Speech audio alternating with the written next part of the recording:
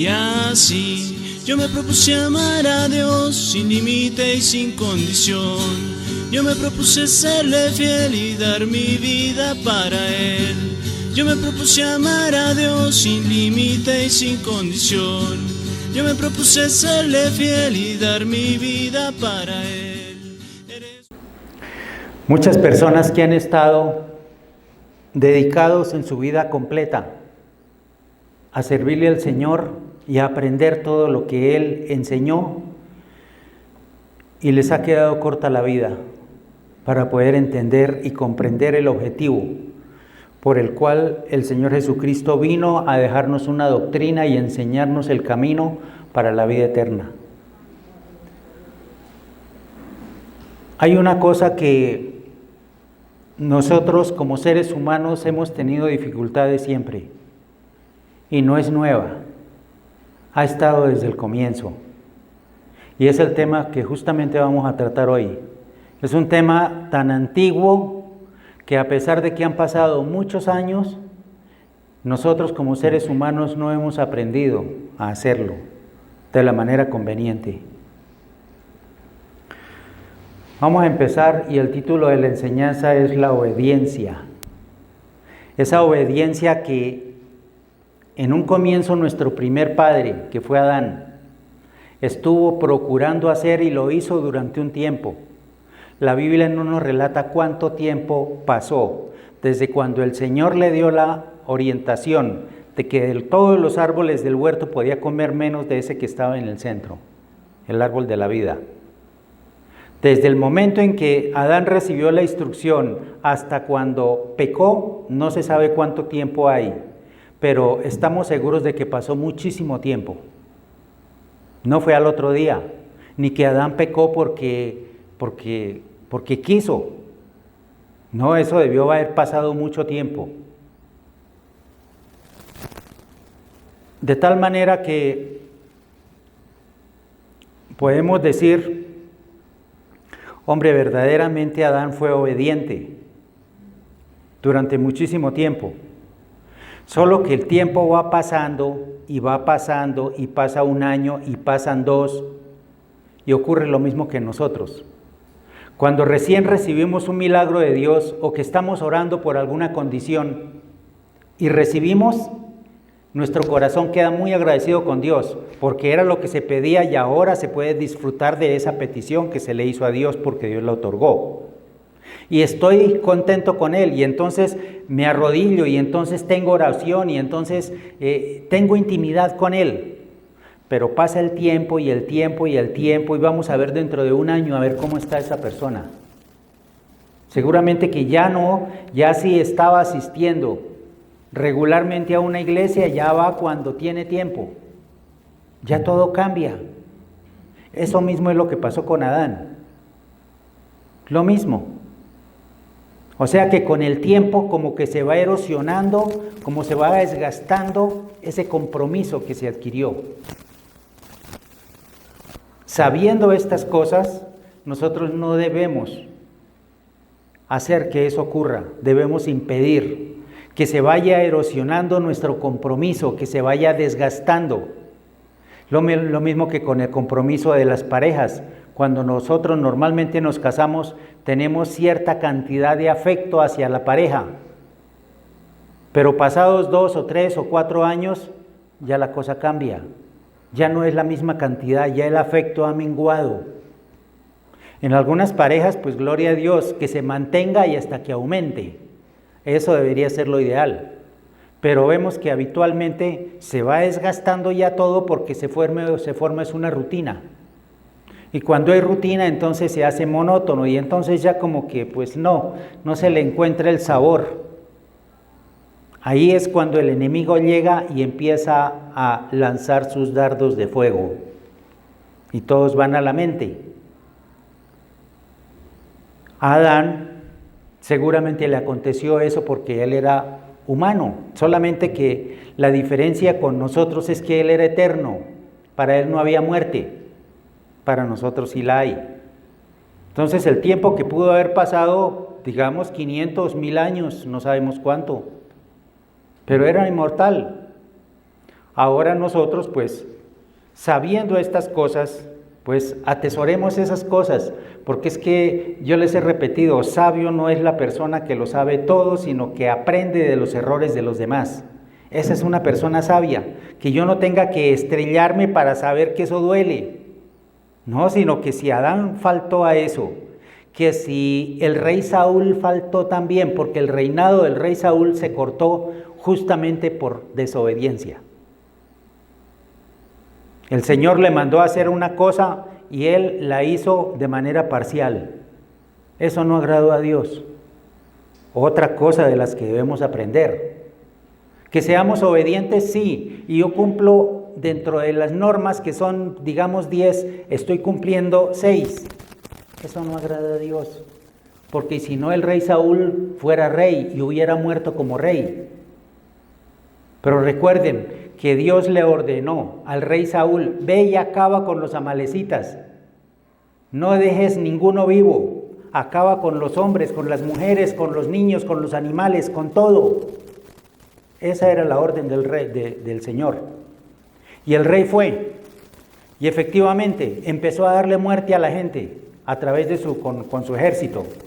Pero habían unos animales tan bonitos que dijeron, no, esos animales tan bonitos como para ofrecérselos a Jehová, porque esa costumbre, eso era de la ley y se venía haciendo reiterativamente, que todos los días había que sacrificar un animal al Señor.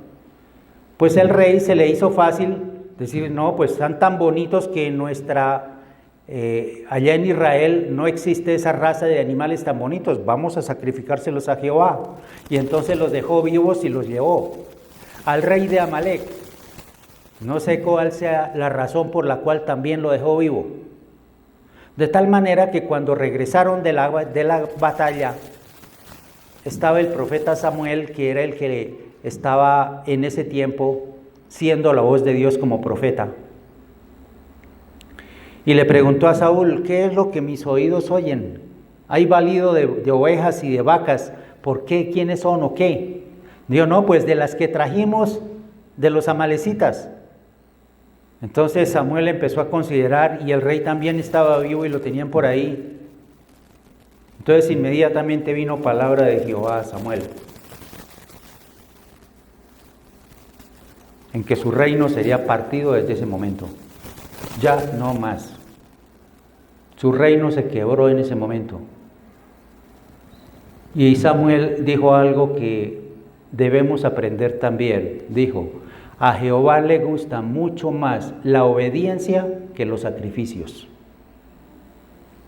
Entonces, ¿de qué nos vale a nosotros estar en ayuno, estar sacrificando nuestro cuerpo, haciendo esos sacrificios vivos que normalmente nosotros hacemos, si no hay obediencia? Que el Señor dice algunas cosas que sabemos debemos hacer y a veces las ignoramos.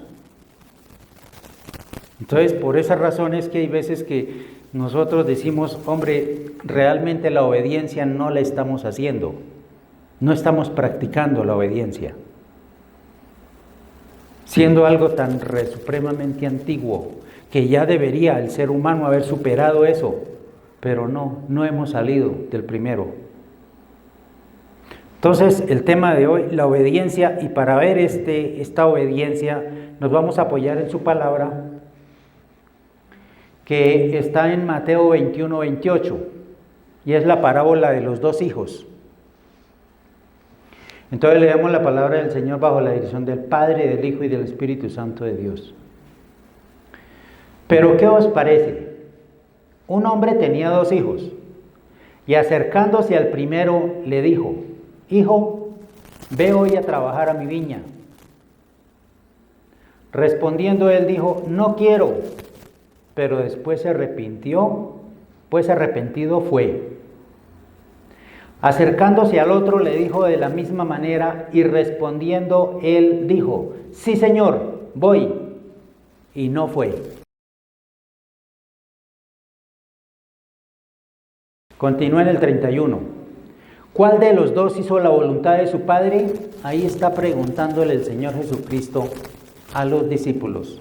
¿Cuál de los dos hizo la voluntad del Padre? Dijeron ellos, el primero. Jesús les dijo, de cierto os digo que los publicanos y las rameras van delante de vosotros al reino de Dios. Esto fue considerado para ellos, para los fariseos en los que estaba, como un regaño, como algo desafiante, decirle, ustedes no califican con toda la religiosidad que ustedes tienen, ese tipo de personas, de las rameras y de los recaudadores de impuestos, van antes que ustedes. Por supuesto, eso causó consternación en los fariseos. Bueno, pero ¿cómo así? Nosotros estamos procurando hacer la voluntad de Dios, tenemos en cuenta la ley de Dios. Mientras que aquellos pecadores, en el caso de los recaudadores de impuestos, que los publicanos, que estaban sacándole de la misma gente para entregar a quienes los estaban subyugando al régimen romano. Entonces eran considerados mala gente, que no tenían patria. Ahora en el 32 viene la respuesta, es decir, viene como el por qué ellos no van antes que las prostitutas y los recaudadores de impuestos. Ahora entonces, ¿por qué? Porque vino a vosotros Juan. A este Juan que se está refiriendo es Juan el Bautista, no es Juan el Evangelista, sino el Bautista. Porque vino a vosotros Juan en camino de justicia, y no le creísteis. Pero los publicanos y las rameras le creyeron. Entonces aquí es donde empezamos a encontrar la diferencia. Aquellos que eran los sacerdotes, los escribas y los fariseos que conocían de la ley, no aceptaron al Señor Jesucristo, no le creyeron. Decimos, no, esa persona que nosotros vemos, nuestros ojos lo han visto, que ese sí el hijo de María y de José. ¿Cómo va a atribuirse él que sea el Dios, el ungido, el Mesías, el Cristo? Para ellos era inconcebible, no creían. Mas sin embargo esas personas que estaban en pecado, sí le creyeron. Ellos no le pusieron tanto misterio a las cosas. No, pues si dice, lo aceptamos. Entonces esa es la razón por la cual ellas van primero. Porque esos pecadores que no eran tan religiosos como los otros, van primero. ¿Por qué? Porque creyeron a la palabra del Señor. Continuamos. Los publicanos y las rameras le creyeron. Y vosotros, viendo esto, no os arrepentisteis después para creerle. Es decir, tuvieron la oportunidad, ya que ellos mismos estaban viendo de que Jesús estaba haciendo milagros en esas personas que le habían creído. Y ellos mirando eso, aún todavía no se arrepentían, para poder creer también, porque el objetivo es creer. Entonces se da cuenta las cosas de la desobediencia, porque el no creer es algo que también puede considerarse una desobediencia, porque es que me están diciendo, y no lo está diciendo cualquier persona, es el mismo Dios, que Él es el mejor de las personas que pueden enseñar. Él es el mejor en todo, y no le creyeron. Entonces esa es la razón por la cual nosotros estamos todavía en eso, y estas personas, los publicanos y todos los que manejaban y tenían conocimiento de la ley, estaban por detrás de los pecadores. Para abrir un poquito más, para entender más ese versículo 32, aquí está en la versión Reina Valera. Vamos a verlo en la versión Dios habla hoy. Es el mismo 32, pero Dios habla hoy. Entonces aquí sí dice, porque Juan el Bautista, aquí se aclara que es el Bautista, no el otro, vino a mostraros el camino de la justicia y no le creíste. En cambio, los cobradores de impuestos y las prostitutas sí le creyeron. Vosotros, aún después de ver todo eso, no cambiaste de actitud ni le creíste. Entonces de aquí empezamos a sacar algo en claro. ¿Qué es el arrepentimiento? El arrepentimiento, aquí dice, en la versión de arriba dice, y no os arrepentiste después para creerle. Y aquí dice, y aún después de ver todo eso, no cambiaste de actitud ni le creíste. O sea que el arrepentimiento es un cambio de actitud, así de fácil. Es un cambio de actitud, cómo esté viendo yo las cosas. Porque en el caso de estas personas, de los que estaban como pecadores, ellos no se arrepintieron, ellos creyeron. Así como cuando nosotros estuvimos, que de pronto alguien nos invitó a un culto por primera vez, no sabíamos cómo era eso. Nosotros porque alguien nos invitó o porque por delicadeza de una invitación, pues yo voy sin ningún compromiso, porque yo voy sin ningún compromiso. Estuve allá en el culto y al final del culto el predicador dice, quienes quieran cambiar de actitud, quienes quieran arrepentirse, quienes quieran cambiar de vida, vengan hasta aquí. Y se hizo una oración y ya. Pero entonces, ¿qué pasó ahí? Verdaderamente fueron perdonados todos los pecados de esa persona, porque estaba actuando en ignorancia, porque todavía de pronto no tenía el conocimiento ni tenía el compromiso con Dios. Y llegó y no tuvo necesidad del arrepentimiento, sino únicamente se actuó por fe. Aquí es lo que el predicador dice, si cree, todo es posible para el que cree. Y entonces ya, a partir de ese momento, entonces ya hay un compromiso con Dios. Si se incumple a ese compromiso con Dios, entonces sí es necesario ya el arrepentimiento, porque ya sabía. Pero aquellos de los que nosotros todavía no había compromiso con Dios y estábamos en pecado, así como en el caso de las prostitutas y los cobradores de impuestos, ahí no dice que se arrepintieron antes para ir antes que esas personas religiosas. No, ahí lo que dice es que creyeron. Y así como creyeron, así les fue hecho. Pero el arrepentimiento viene después de haber creído. Todos nosotros, los que estamos aquí, somos conocedores de Dios, y si faltamos a Dios en algo, es necesario que nos arrepintamos, que cambiemos nuestra actitud. Que si antes lo estábamos haciendo por una u otra razón, ahora debemos cambiar la actitud, y es un giro de 180 grados. Si iba para allá, entonces ahora voy para allá. Esto pasó con esta enseñanza que el Señor está dejando a las personas, poniéndole la parábola de los dos hijos. Porque claramente todo empezó por ahí, por la parábola de los dos hijos, para llegar a concluir con esta enseñanza. Porque eso mismo es lo que pasó. Las personas religiosas dijeron, sí, yo voy a trabajar. Y no estuvieron trabajando adecuadamente porque no creyeron. El otro, que dijo, no, yo no voy por allá. Pero después empezó a considerar. Y entonces dijo, no, sí, es mejor ir, me conviene ir. Y fue e hizo el trabajo que el papá le había dicho. Entonces cuando viene la pregunta, ¿cuál de los dos hizo bien? Entonces, pues lógicamente el primero, el que había dicho que no, pero lo hizo, ese va antes que los demás. Y eso fueron las prostitutas y los recaudadores de impuestos. Los que dijeron, no, yo no voy, no me interesa. Pero después hubo algo en su corazón que creyeron, porque claramente ahí lo decía, creyeron. Y por haber creído, entonces hubo la diferencia. Eso es lo que Dios quiere de nosotros, que creamos.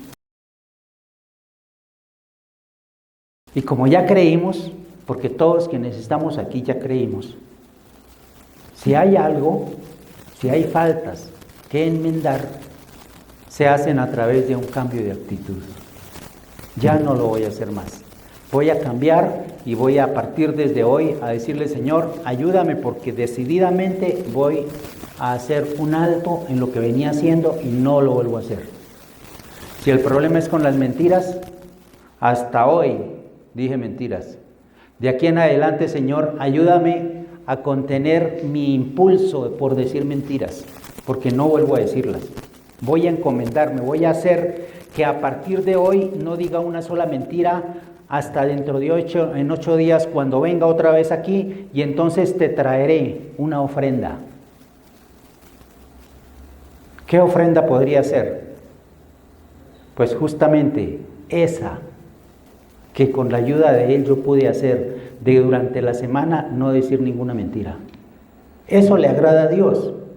Es lo que uno puede darle a Dios, porque Él no necesita plata, Él no necesita cosas, porque Él lo tiene todo, Él es el dueño de todo.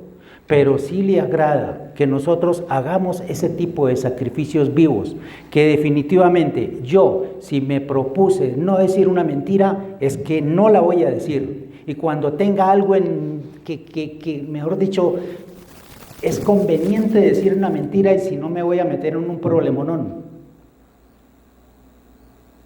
Pues a veces es mejor meternos en problemonones por causa de Dios. Porque si lo hacemos, Dios nos va a respaldar, porque Él respalda su verdad.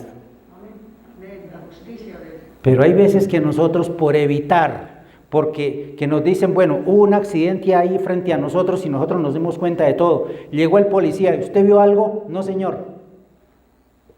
Ahí estamos mal. Porque yo sé que de pronto me van a llamar más adelante a que tenga que dejar mi trabajo e ir a la notaría o ir a la inspección a relatar qué fue lo que vi. Entonces, por evitarme ese montón de problemas, yo digo, no, yo no vi nada. Pues ahí estamos mal y Dios no nos puede respaldar en cualquier cosa porque lo estamos negando indirectamente. La palabra del Señor dice que si me negareis delante de mi Padre, yo también os negaré. Y en ese momento uno no está negando un acto, una acción de que yo no vi nada. Lo está negando a Él porque estoy faltando a la verdad. Y la verdad todos sabemos que es el Señor Jesucristo. Entonces estoy faltándole a Él. Estoy siendo infiel con Él cuando yo digo mentira. Entonces la mentira es algo de tanto que nosotros tenemos que ir peluqueando, ir podando de nosotros. Así hay muchas cosas que cada uno de nosotros sabemos que tenemos problemas siempre con eso. Perdón, pastor, también dice la palabra de Dios, porque a mí también el Señor cuando me llamó me hablaba y me decía, nos dice a todos, los convertidos, los que nos hemos arrepentido, no toquéis cosa inmunda, porque yo soy santo, dice el Señor. Sí, señora, exactamente es por eso, porque es que en la santidad de Él, para que nosotros podamos acercarnos a Él, debemos estar como Él está, en santidad. Y ese es el objetivo nuestro aquí en la tierra, de ir podando, quitando, hasta poder hacer que en nosotros exista una persona digna de que Dios utilice como su siervo. Y todos estamos dispuestos para eso, todos. Porque Dios sabe la condición y lo que dice la hermana Teresita, nosotros no nos podemos acercar a Dios con un montón de cosas que las podemos ir evitando. Por primera vez, el Señor nos acepta así como llegamos. Por primera vez, cuando estamos por allá y cuando dice, ¿cree en el Señor Jesucristo? Sí, Señor. Bueno, ahí nos acepta y nos manda a seguir a la sala, a una sala limpiecita, porque Él es todo limpieza. Todos nosotros como estamos, todos andrajosos, todos embarrados, todos, así nos manda a seguir. Y nos acoge allá. Pero eso es la primera vez. Porque después de que estemos en su sala bien bonita y bien limpia, viene el Espíritu Santo de Dios para que vaya redarguyendo mi pecado y me vaya despojando de todas esas cosas feas que tengo. Para que se llegue el momento en el que yo esté digno de entrar a esa sala porque ya mi atavío está bien. La condición espiritual de una persona en la Biblia es como el atavío, como el el traje que uno lleve. Porque una persona que está llena de pecado, normalmente está toda andrajosa, toda sucia, toda sin peinar, sin bañar, sin nada. Está llena de pecado. Pero una persona que se despoje del pecado, que vaya haciendo el propósito de cada día ser mejor, lógicamente su atavío va a cambiar también. Esa es nuestra tarea, por decirlo de alguna forma, aquí en la tierra. ¿Para qué? Para que más adelante, en la vida postrera, cuando el Señor Jesucristo nos llame y estemos no con este cuerpo, sino con el cuerpo espiritual que Él tiene para nosotros, entonces nosotros estemos aptamente preparados ya para estar en su reino. Porque todos sabemos que allá no entra cosa inmunda, que en el reino de los cielos todo es perfecto, todo es limpio, no hay inmundicia, no hay sociedad, no hay pecado, no hay nada de eso. Y aquí nos estamos preparando para eso, para el reino venidero. Entonces, en esta parábola de los dos hijos, hay algunos aspectos que los he puesto como unos 7 aspectos a considerar. 7 aspectos. Entonces, el primero, a nuestra vida llegan oportunidades. A todos nos han llegado oportunidades. Oportunidades de hacer buenos amigos, oportunidades de conocer a Dios, oportunidades de un empleo, oportunidades. Siempre el Señor presenta oportunidades a todos nosotros en todo tiempo. Aquí, en este pasaje que estamos viendo sobre los dos hijos, también se presentó oportunidad para aquel que de pronto dijo, no quiero ir, cuando el papá le dijo, ve a trabajar a mi viña. Dijo, no quiero ir, pero de pronto dijo, no, pues de pronto al no obedecer estoy deshonrando a mi papá. Voy a honrarlo yendo a trabajar. Y se fue y lo honró.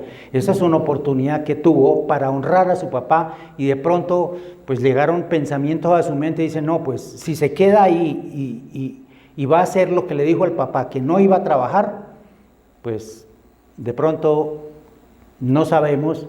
Él de pronto ha podido tener interés en alguna cosa del papá, y yendo a trabajar pues está más cercano para poder pedirle lo que de pronto debía pedirle. No sabemos qué otro interés pudo haber tenido, pero el caso es que sí, a pesar de que había dicho que no lo iba a hacer, lo hizo. Y fue, y trabajó en la viña. Entonces, a nuestra vida llegan oportunidades. Vamos a ver otro ejemplo en Jueces 6, 14 al 16. Jueces 6, 14 dice, y mirándole Jehová le dijo, ve con esta tu fuerza y salvarás a Israel de la mano de los madianitas. ¿No te envío yo? Entonces le respondió, Señor mío, ¿con qué salvaré yo a Israel? He aquí que mi familia es pobre en Manasés, y yo el menor de la casa de mi padre. Jehová le dijo, ciertamente yo estaré contigo y derrotarás a los madianitas como a un solo hombre. Aquí se está hablando a Gedeón. ¿Se acuerda ese valiente, un juez, Gedeón? Aquí está hablando de esa persona, de Gedeón. ¿Por qué Gedeón?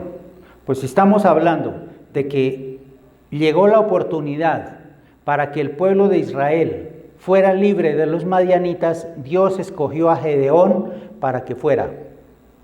Esa ilustración que vemos ahí es propia de Gedeón. Quienes han leído la Biblia y conocen cuál fue el proceder de Gedeón y qué pasó en el transcurso de todo eso, esa figura trae a la mente una acción que tuvo que hacer Gedeón por orientación de Dios.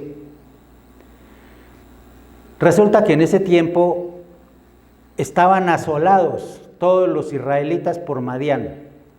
Madián era un pueblo vecino, pero que Dios los había entregado a ese pueblo vecino a causa de la desobediencia. Entonces estuvieron 7 años bajo el imperio, bajo la potestad de los madianitas. Pasados esos 7 años, le clamaron a Jehová, Señor, líbranos de esta hegemonía, líbranos, porque es que ellos cada vez que nosotros hacemos nuestra cosecha, y ya cuando está el fruto por salir, llegan en bandada y se llevan todo y a nosotros nos dejan sin nada. Les tocó hacer cuevas, ellos estaban viviendo en cuevas porque ni siquiera las casas podían disfrutar porque los madianitas se las quitaban. Entonces se levantó uno, Gedeón, porque clamaron, el pueblo dice en la Biblia, clamaron a Dios y se levantó. Y entonces Gedeón, que es con el que está haciendo aquí el diálogo, le dijo, no, pues es que lo que pasa es que yo soy el menor, ¿yo cómo puedo librar a Israel? A veces como menospreciándose uno también, porque no lo va a hacer en las fuerzas de uno, sino en las fuerzas de Dios. Entonces aquí en este caso, esa ilustración que vemos allá es cuando están tomando agua, unos toman agua como perro y otros se inclinaron, así tal cual está. Porque esta era una prueba que Dios les puso, porque es que habían muchas personas. Inicialmente cuando dijeron, bueno, vamos a hacer la guerra y a quitarnos los madianitas de encima, entonces se reunieron 32,000 personas. Y Jehová le dijo a Gedeón, son muchos, hay que ponerlos menos. Entonces diles, mañana, por la mañanita, cuando amanezca, dígales que los que tengan temor en hacer esa guerra, que se devuelvan. Se devolvieron 22,000. No querían ir a la guerra. Quedaron 10,000. Y de esos 10,000, Jehová dijo, también todavía son muchos. Entonces vamos a hacer otro filtro. Entonces llévelos a una fuente de agua y dígales que hay que beber agua.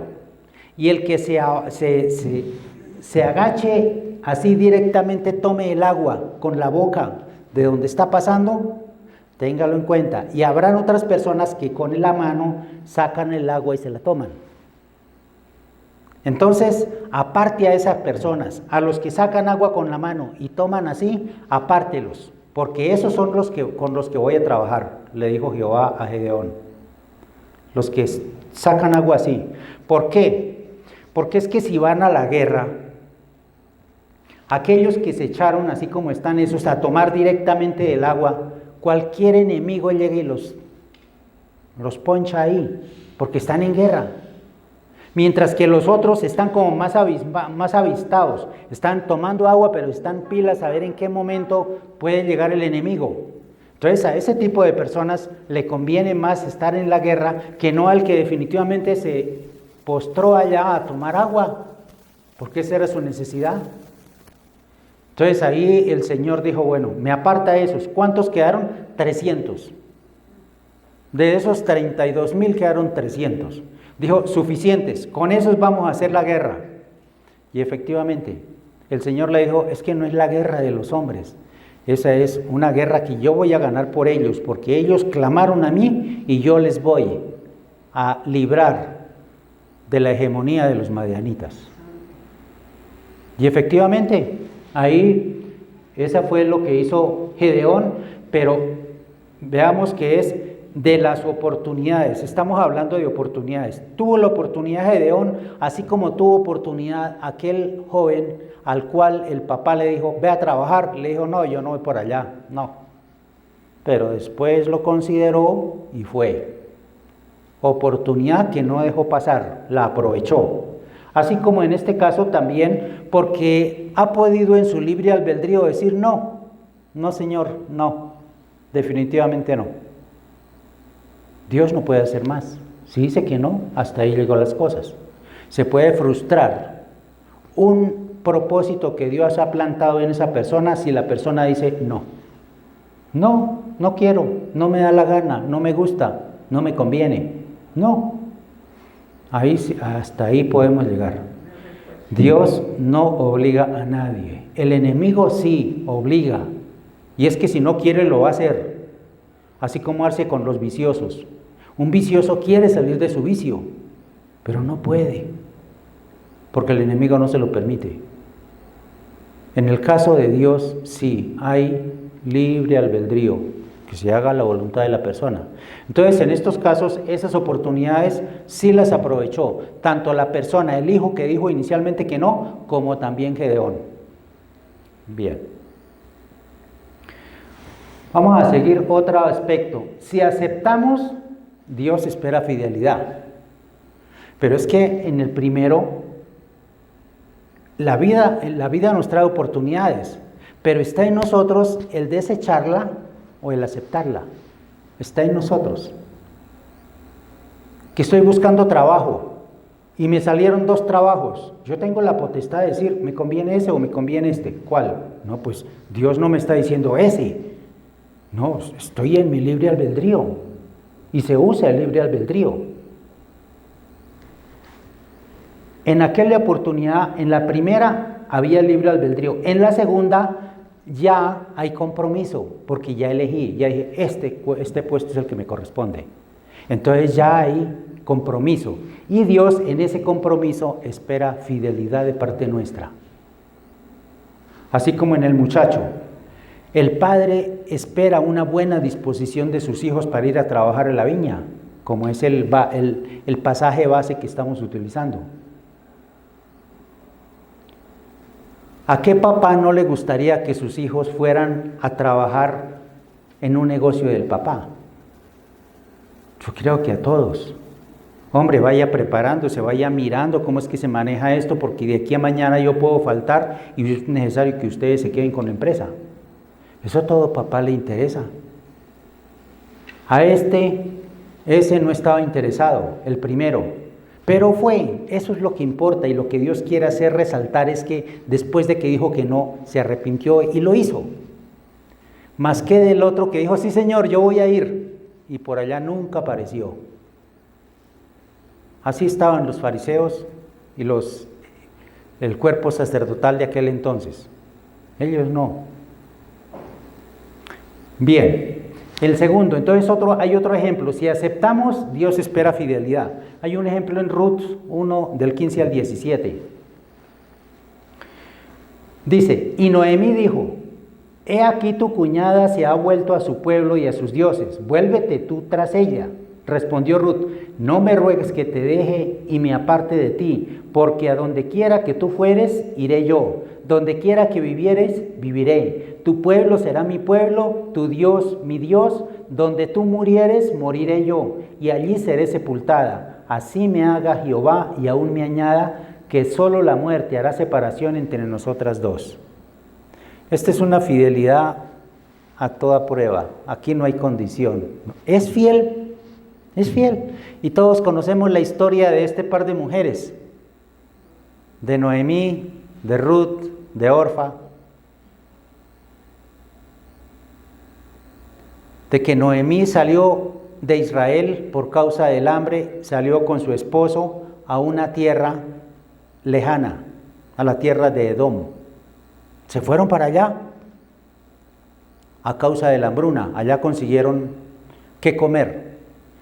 Y ellos tenían 2 hijos. Noemí estaba casada con su esposo y tenían 2 hijos. Estando en esa tierra de Moab, consiguieron esposas para los 2 hijos. La una mujer se llamó Ruth, la otra se llamó Orfa. Y estaban ahí, entonces ya los muchachos habían conseguido sus mujeres que eran del otro lado de Moab. Resulta que ambos muchachos murieron y quedaron viudas las chicas. Es decir, las nueras de Noemí quedaron vivas. Entonces le dijeron, no, pues, ¿qué? Ahí en la casa todas las 3. Entonces Noemí, la mamá, dijo, no, pues váyanse para sus casas porque yo no tengo más hijos que darles. Váyanse. Orfa, efectivamente, fue la primera y dijo, bueno, yo me voy para mi casa otra vez. Más sin embargo, Ruth dijo, no señora. Y es aquí la fidelidad que Ruth le está mostrando a Noemí, que es una fidelidad grande. Y eso es lo que Dios se agrada de esas cosas. Entonces, si aceptamos, Dios espera fidelidad, así como esa fidelidad de Ruth hacia Noemí, una fidelidad incondicional. Tu Dios será mi Dios, nada nos podrá separar hasta la misma muerte. Eso hay fidelidad. Dios espera eso de nosotros también, que le seamos fieles. Eso es bonito. Bien. En tercer lugar, tercer aspecto, lo que hace habla más de lo que dice. Todos conocemos como adagio, que no es lo que diga yo, sino que mis actos, lo que yo esté haciendo habla más que lo que yo pueda hablar. Está en Esther 4:15 otro ejemplo de estos, en Esther. Esther 4:15 dice, y Esther dijo que respondiesen a Mardoqueo, ve y reúne a todos los judíos que se hallan en Susa, y ayunad por mí y no comáis ni bebáis en 3 días, noche y día. Yo también con mis doncellas ayunaré igualmente y entonces entraré a ver al rey, aunque no sea conforme a la ley, y si perezco, que perezca. Esa es una condición también supremamente, digamos, que lo que hace está mucho más alto que lo que puede ella decir. Porque es que aquí lo que se está relatando son acciones. Es que aquí, es que voy a ayunar. Vaya, dígale al pueblo que ayunen. Y yo voy a ayunar, dice Esther, junto con mis doncellas, para que Dios esté actuando con el rey. Ella era la reina y el rey se llamaba el rey Asuero. Este rey, allá tenían sus normas, no por el hecho de que la reina, por ser reina, podía entrar al palacio y tener conversaciones con el rey cuando ella quisiera. No era así. Habían normas establecidas de que así fuera la reina, tenía que estar sometida. Si el rey autorizaba que podía hablar, lo podía hablar, es decir, el rey autorizaba que hablara, pero si el rey no quería hablar con ella, no daba la autorización de que se acercara, y si lo hacía sin autorización, eso daba para muerte. Entonces, las cosas eran delicadas. Entonces, por esas razones que ahí el rey está indicándole que puede pasar. Y por esas razones que ella tuvo que hacer ayuno y poner en ayuno a todo el pueblo, porque es que ella necesitaba hablar con el rey. Un aspecto que era necesario porque estaba en peligro todo el pueblo de Israel. Entonces ella necesitaba hablar con el rey. Pero dése cuenta de esa decisión. Si perezca, si el rey no me otorga el permiso, yo de todas formas voy a entrar y me asumo a las consecuencias. Si perezco, que perezca. Una decisión férrea, inquebrantable, que sus actos hablen más de lo que digan sus palabras. Entonces, hay mucho que aprender, tanto de estas mujeres como de tantos hombres que han estado en la Biblia y que, conociendo la historia paso a paso, cómo es que ocurrió, encuentra uno la grandeza en que de verdad merecen estar en la Biblia, porque son íconos que debemos imitar.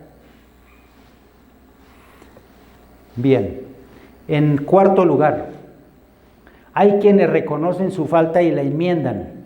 En el caso de estos muchachos, el primer hijo lo hizo bien. Fue al que el papá le dijo, ve a mi hacienda y trabaja. Inmediatamente dijo, no, yo no voy por allá. Pero consideró en su mente y dijo, no, sí, voy a hacerle caso al viejo. Y se fue y trabajó. Eso agradó. Entonces, aquí lo que dice es que reconoció su falta. Ese hijo que inicialmente dijo que no, reconoció y lo hizo. Entonces, aquí hay algo en Lucas 15:17.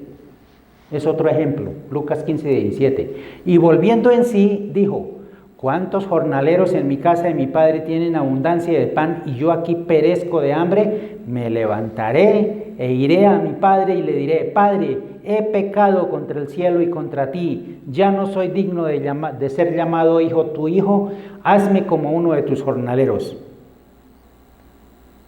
Aquí se dio cuenta de que le había embarrado.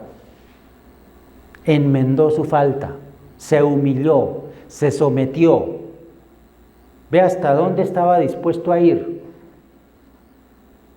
a que ya no fuera llamado hijo, porque estaba en arrepentimiento y sabía que su falta había sido grave. Pues este es el hijo pródigo que pidió toda su platica, fue y la despilfarró cuando no tuvo que comer, entonces estaba comiendo como comían los marranos.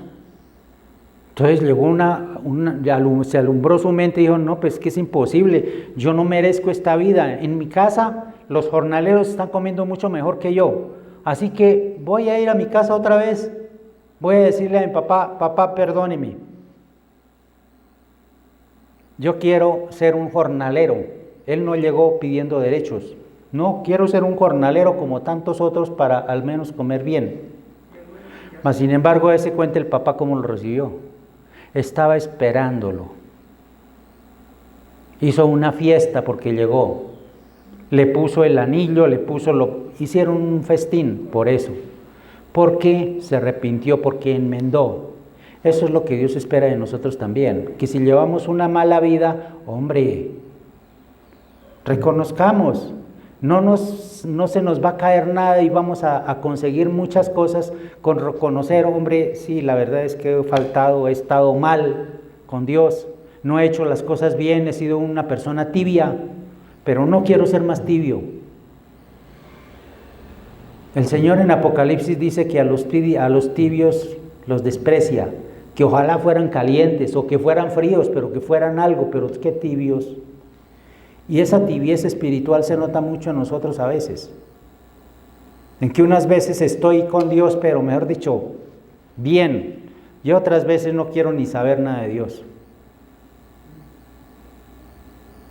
No, que verdaderamente estemos con calorcito definido siempre, y ese calorcito se hace a través de todos los días estar en oración.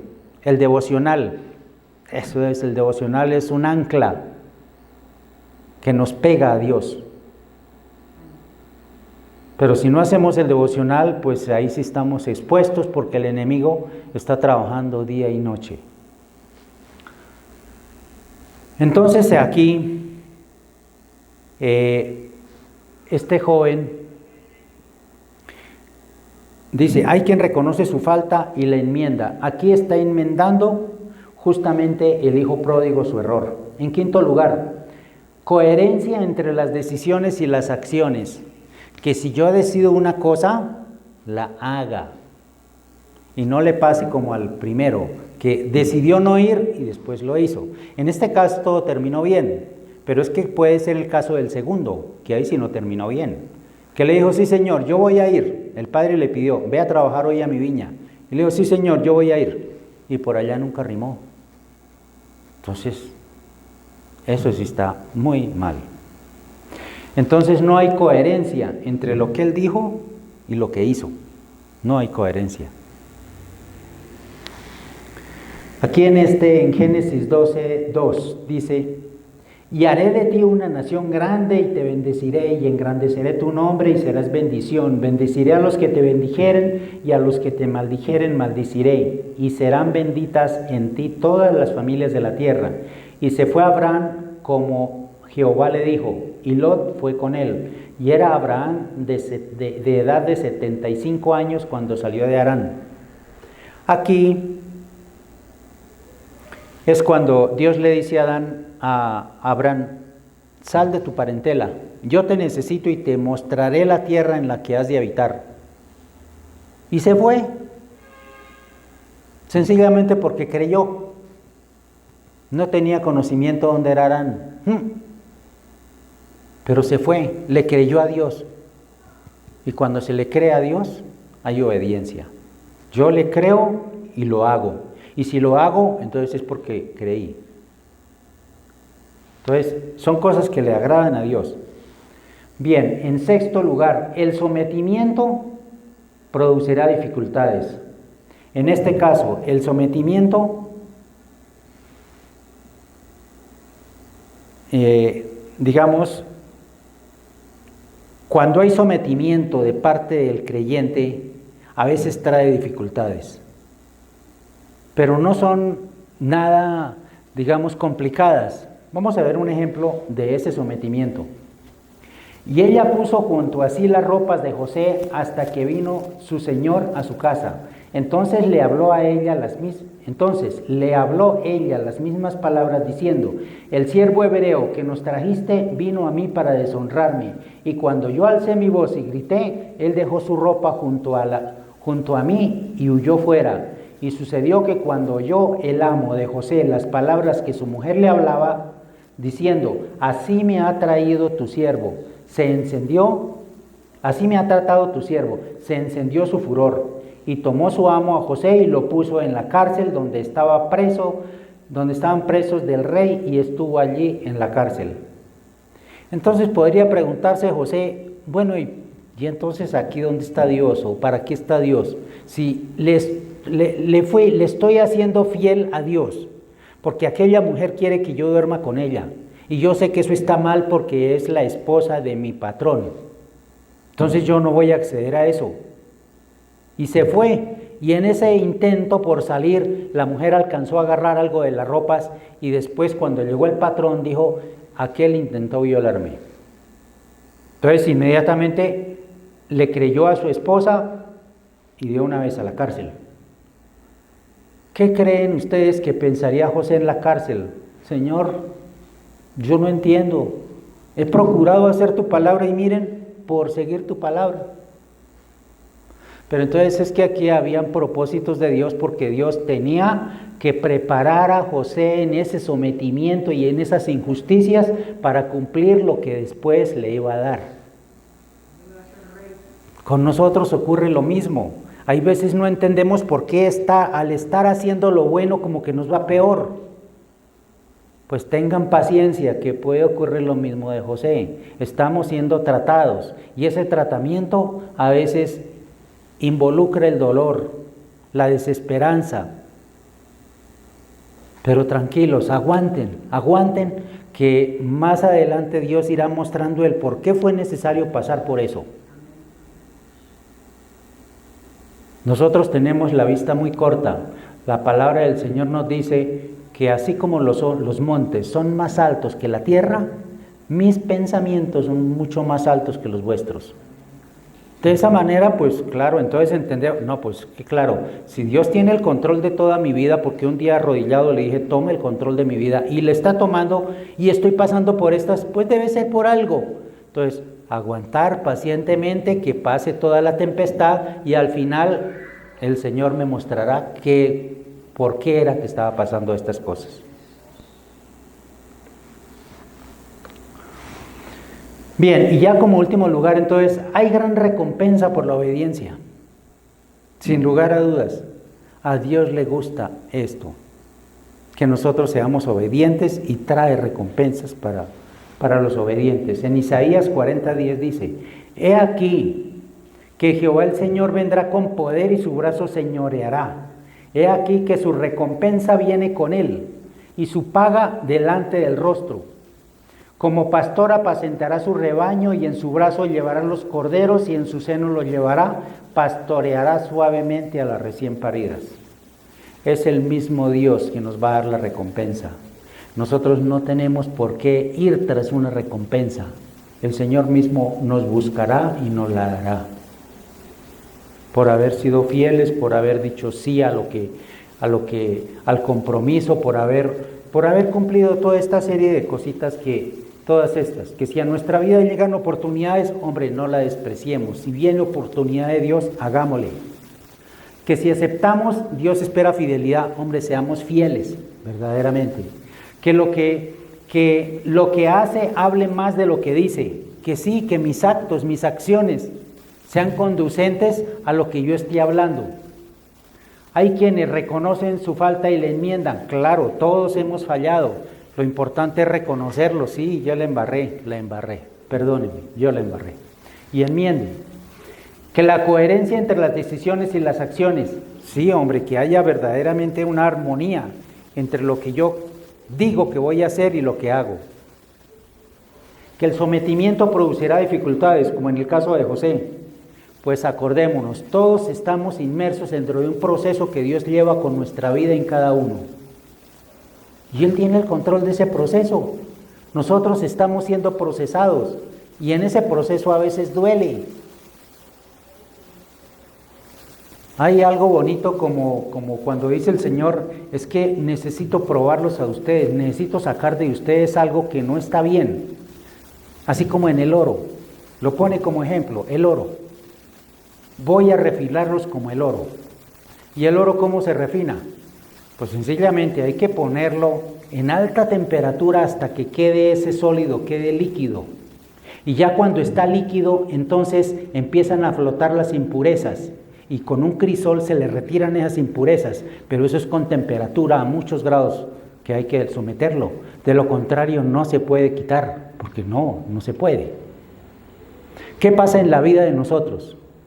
Pues también es necesario, ya en nosotros no la temperatura, como en el caso de un metal, en nosotros viene el dolor, la aflicción.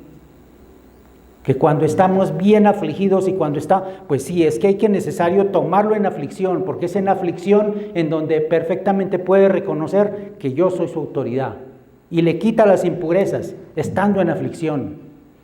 Pero si no hay aflicción, ¿cómo?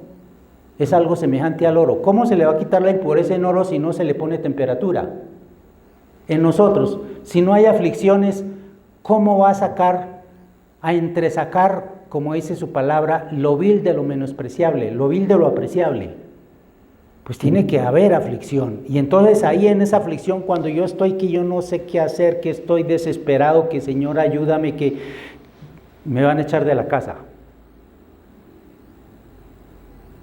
Pues el Señor tiene el control de eso y nosotros debemos saber que son procesos que es necesario que todos los tengamos.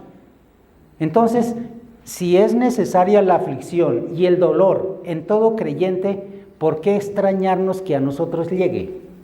Si va a ser un beneficio final para nosotros.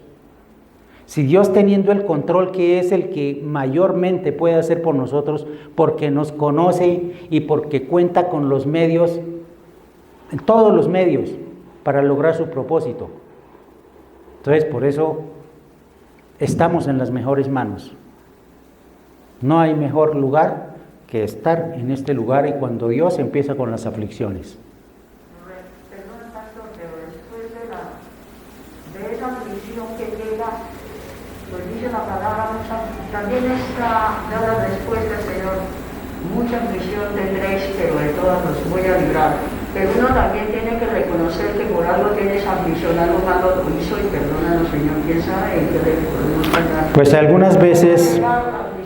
Sí. No hay que aceptar esas opresiones porque algo hice mal y perdóname, Señor. Entonces uno, cuando le dice al Señor eso, pues Dios le va a dar paz, porque es una promesa.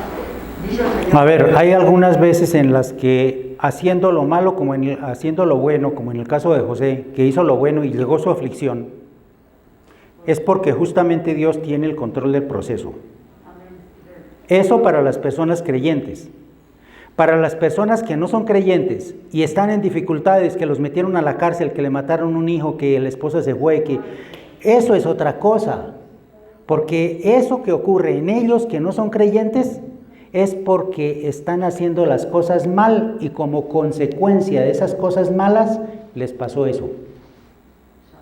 A una persona, por ejemplo, que esté ociosa, que no esté haciendo trabajo ni nada, y alguien le sugiera, hombre, hay un banco en el que lo podemos visitar por la noche. Y van y hacen una fechoría, con la mala suerte de que la policía los cogió y están en la cárcel, y entonces la mamá después que mi hijo, hombre, pues es que eso que pasó, eso fue como consecuencia de una fechoría que hizo y es apenas normal, ahí llega la justicia. Pero no se le puede decir, hombre, no, es que estaba orando y de pronto llegó la policía y se lo llevó. No, es que es consecuencia de lo que hizo. Muy diferente a los creyentes, que los creyentes sí hay beneficio porque es que Dios es el que tiene el control. Mientras que en los de afuera el enemigo es el que tiene el control. Entonces el enemigo buscará deshacer todo, pero el Señor buscará hacer en nosotros cada vez más personas con un atuendo mucho mejor en cada creyente a través de la aflicción. Y bien, hermanos, esto ha sido todo, la enseñanza por hoy. Espero que el Señor les alumbre más el entendimiento con respecto a esto. En esta parábola de los dos hijos, que uno obedeció y el otro no obedeció, que uno dijo sí pero fue y el otro dijo no pero. Entonces hay verdaderamente fondo para que nosotros lo apliquemos a nuestra vida, para que ustedes se lleven esto para la casa y miren por qué las prostitutas y los recaudadores de impuestos estaban antes que los sacerdotes. Ahí está claro y está como para que cada uno reciba lo que Dios quiere dar a través de esa porción de la palabra. Bien, nos levantamos, hermanos, hacemos una oración para que el Señor siga obrando, para que el Señor siga haciendo como Él quiera. Este aplauso que sea para el Señor. Bien, bendito Dios, te damos muchas gracias, Padre, porque tú has sido bueno. Padre, siempre tú tienes cosas nuevas y formas en las que podemos ver las cosas. Tú, Señor, en tu bendita palabra nos estás ilustrando respecto a lo que nosotros debemos hacer y debemos evitar también. Por lo tanto, Señor, te damos muchas gracias por la ilustración que hoy nos diste, porque sabemos que seguramente hay muchas más cosas que tú quieres expresar a través de este pasaje de la Biblia. Que nosotros verdaderamente vengamos a ser como esas personas a las que tú, Señor, seguramente te agradas, de que nosotros seamos hacedores verdaderamente de la palabra y que haya congruencia, que haya coherencia entre lo que decimos y lo que hacemos. Que nuestras obras hablen más que nuestras palabras. Todas estas cosas, Padre, es para tomarlas en cuenta para nuestra vida y para que tú vayas moldeando la forma de vida que tú has dispuesto para el ser humano, muy distinta a la que traíamos cuando estábamos en pecado. Ahora hemos procurado hacer las cosas a la manera tuya y seguramente vamos a seguir en esa misma tónica y tú vas a seguir ilustrándonos respecto a lo que debemos hacer y a lo que debemos dejar. Gracias por tu ilustración en este día, Padre. Te suplicamos que sigas honrándonos con tu presencia y que mientras nosotros tengamos el hálito de vida, siempre procuraremos seguir tu instrucción. Te damos muchas gracias, Padre, en el nombre de Cristo Jesús. Amén.